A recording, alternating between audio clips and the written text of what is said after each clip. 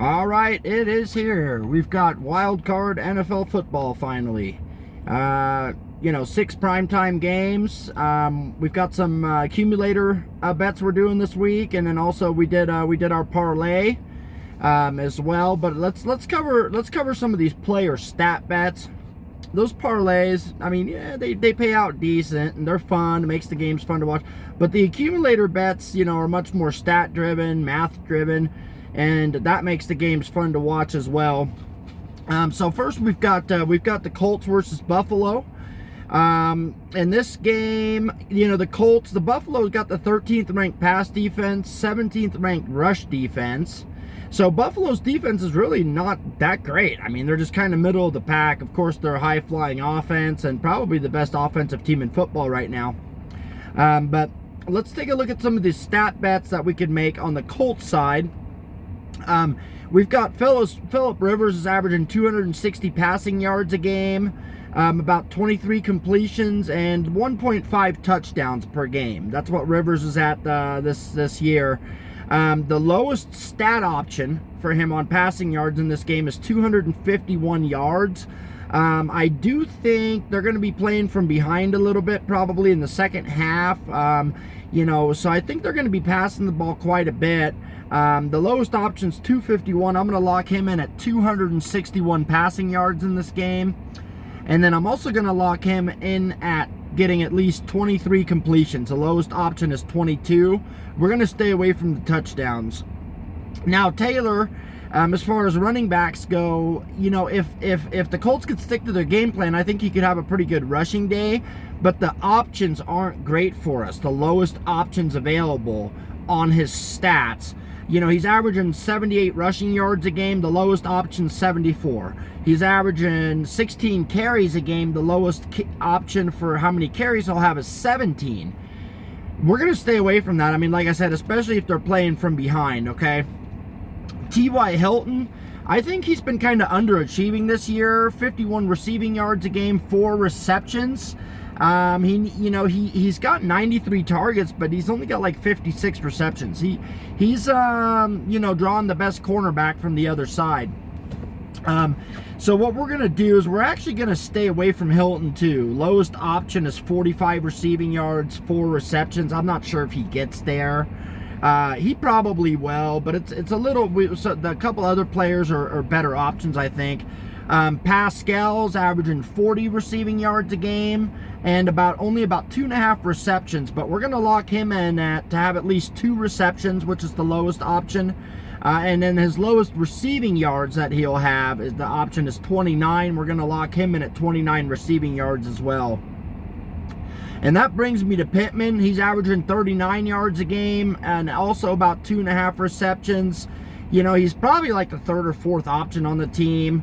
The lowest option for how many receiving yards he'll have is 29. So we're going to lock him in at that low number, that he'll have at least 29 receiving yards. So just to recap, we've got Phillip Rivers will have at least 23 completions, at least 261 passing yards.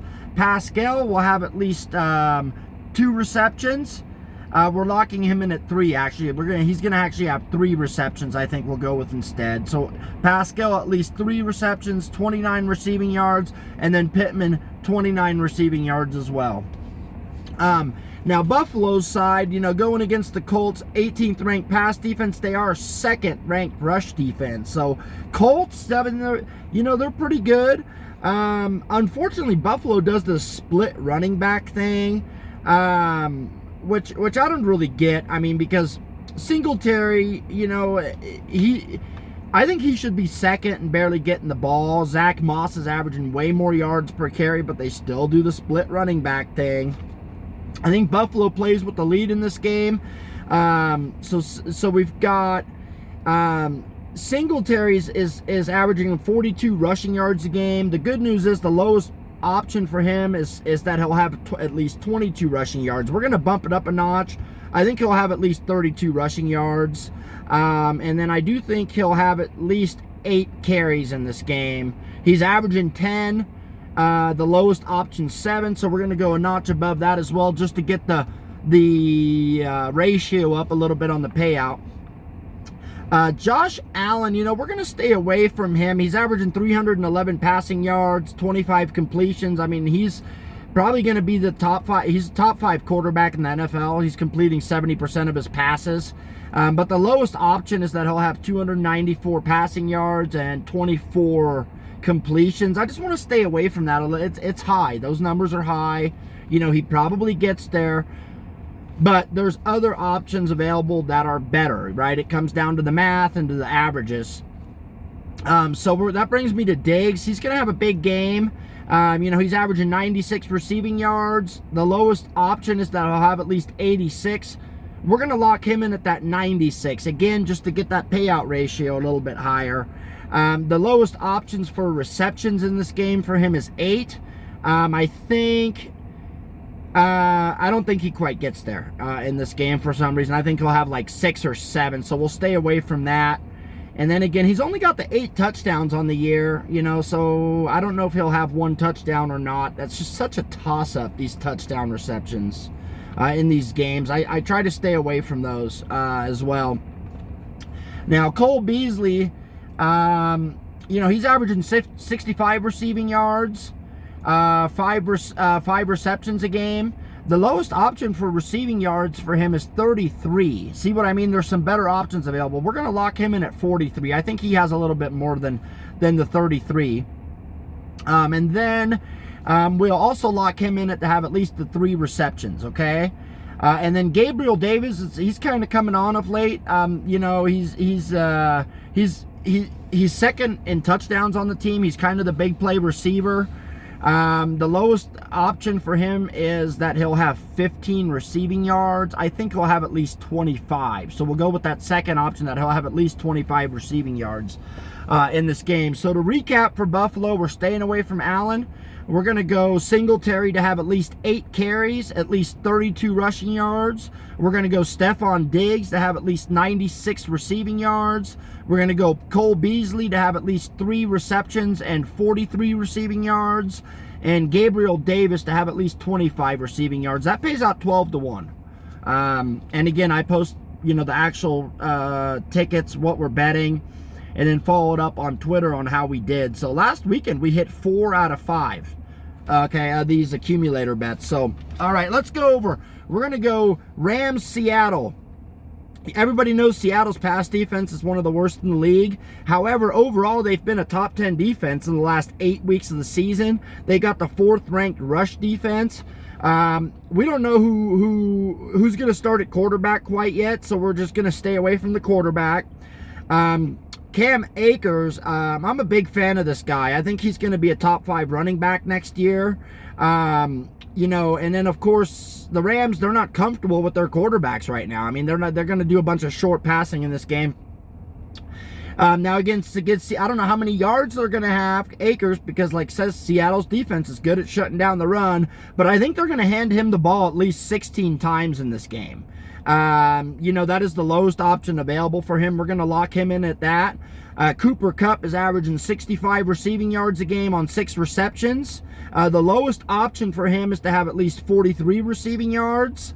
And then at least 5 receptions. The lowest reception option is 5. We're going to lock him in at 53. We're going a notch above. Again, for Kupp as well, have at least 53 receiving yards.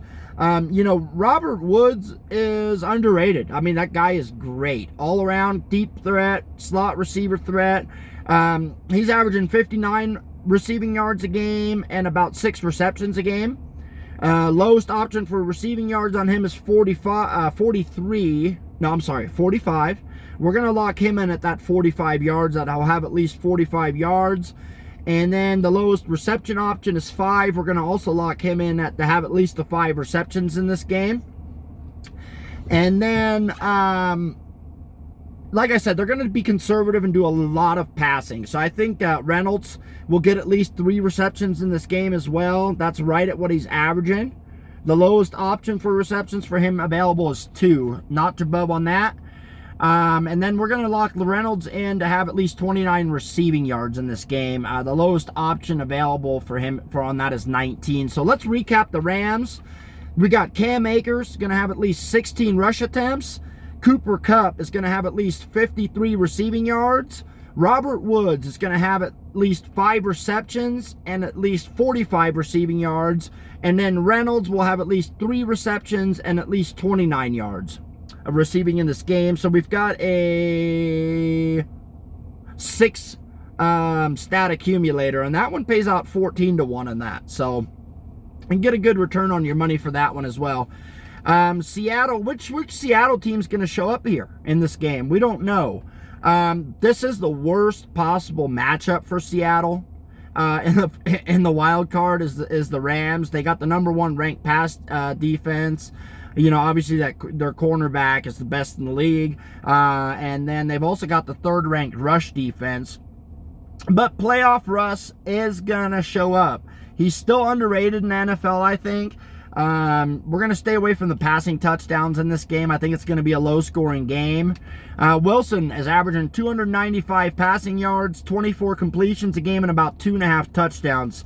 The lowest option available for him is great at 235, okay? Is the lowest option for passing yards. We're going to lock him in at that 235. I think he gets at least that.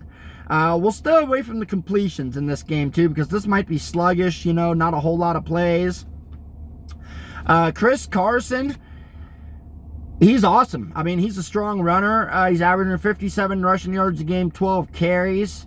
Unfortunately, the lowest option available for him is to have at least 13 rush attempts. You know, they still do kind of this Carlos Hyde thing, too, with the split running backs. He'll probably get 13 carries, but we're going to stay away from it. There's some better options available. And then Carson, I'm not sure if he does get 50 yards or not. That's the lowest rushing yards available for him. So that brings me to DK Metcalf. He needs more targets. I mean, he'll catch the ball with good coverage on him. I mean, he needs more targets. He's only getting about 7 targets a game. He is averaging 5 receptions per game, 81 receiving yards. The lowest receiving yard option for him is 50. We're going to go a notch above on him and lock him in at 60. That will have at least 60 receiving yards in this game. Tyler Lockett, that guy is just, he's consistent as well, and he'll get his. He will get his stats in this game. He's averaging 66 receiving yards, 6 receptions a game. The lowest reception option for him is 5. We're going to lock him in at 5. That he'll have at least the 5 receptions. Lowest receiving yard option for him is 53. We're going to lock him in at 63 in this game as well. And then Moore, he's kind of, you know, he's a big target for us in the end zone. He's a go-to guy, averaging 2 receptions a game, 26 receiving yards. Lowest receiving yard option for him in this game is 19. And we're going to lock him in at that 19 as well. So just to recap for the Seattle side, accumulator bet, we are going to go Wilson to have at least 235 passing yards. We're going to go Metcalf to have at least 60 receiving yards. We're going Lockett, minimum of 5 receptions and 63 receiving yards. And Moore to have at least 19 receiving yards in this game as well. So that's like plus 950 on the 5-stat accumulator. So basically it pays out pretty close to 10 to 1 in that game, okay?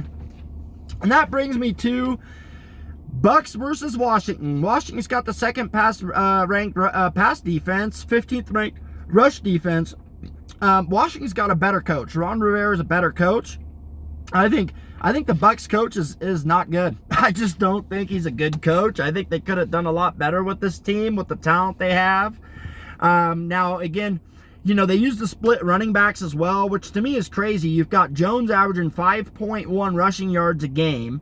You've got Fournette averaging 3.6. Why are they doing split running backs in this game? Okay, you got to give Jones the ball 20, 25 times a game. And Mike Evans only 109 targets on the season. Are you kidding me?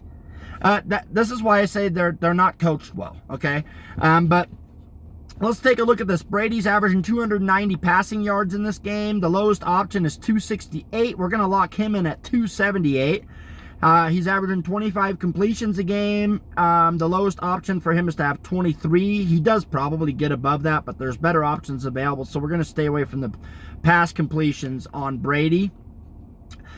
Jones, again, split running back. You know, he's averaging only 14 carries a game. The lowest option is 13. We'll stay away from that as well because Fournette's going to get the ball for some reason. I do think he's going to have at least 61 rushing yards in this game. So we're going to lock Jones in to have 61 rushing yards. Evans is averaging 63 receiving yards, 4 receptions a game. The lowest option for him is to have 41 receiving yards. I think that's because he's coming off the injury. You know, maybe they think he's going to be a little bit limited. I do think he gets 51 receiving yards in this game and at least 4 receptions. The reception end is the lowest option available. And then Antonio Brown, I mean, it's a good pickup for Tampa Bay. They would have been just fine without him. They've got a talented receiving core, but he's averaging 60 receiving yards a game, 3 receptions. The lowest reception option for him is 5. I don't know if he gets 5 receptions in this game. Probably not. The lowest receiving yard option is 49. We're going to go ahead and lock him in at 49 receiving yards, okay? And then Chris Goodwin's super underrated. Like I said, if it wasn't for Brown coming to the team, Goodwin would have had a huge year. He's still averaging 70 receiving yards a game. The lowest option is 54. We're going to go a notch above, build up those odds a little bit, and lock him in at 64 receiving yards in this game.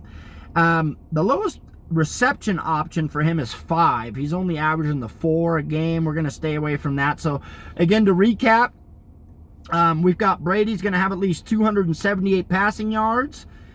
Jones will have at least 61 rushing yards. Evans will have at least 4 receptions and at least 51 receiving yards. Antonio Brown will have at least 49 receiving yards. And Chris Goodwin will have at least 64 receiving yards. Okay, that brings us into 6 accumulator bet. Also plus 1050, so almost 11 to 1. Washington, you know, they used the split running backs. We're going to go a couple of bets on that too, just real quick. I think McLaurin will have at least 6 receptions, 73 yards. Lowest option was 53. I think Logan Thomas will have at least 4 receptions. He's averaging 6. We're going to lock him in at 47 receiving yards as well. The lowest option available was 37 for him.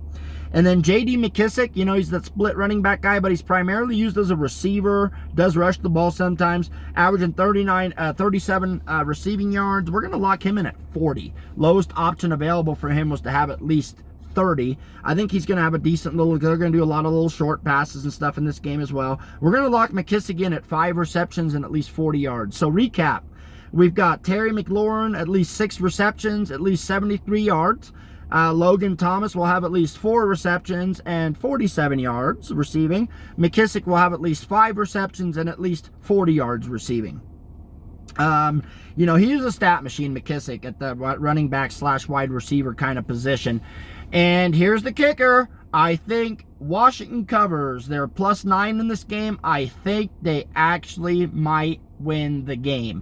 I'm the only guy that says it. Comes down to coaching. I think they win the turnover battle. Look out for Washington to cover and possibly even win. All right, you guys, we'll do a follow-up later, and then we'll do a video tomorrow morning for the Sunday action. And let's try to win some more out of these. At least get 4 out of 6 of these accumulator bets would be great. It'd be a good money day.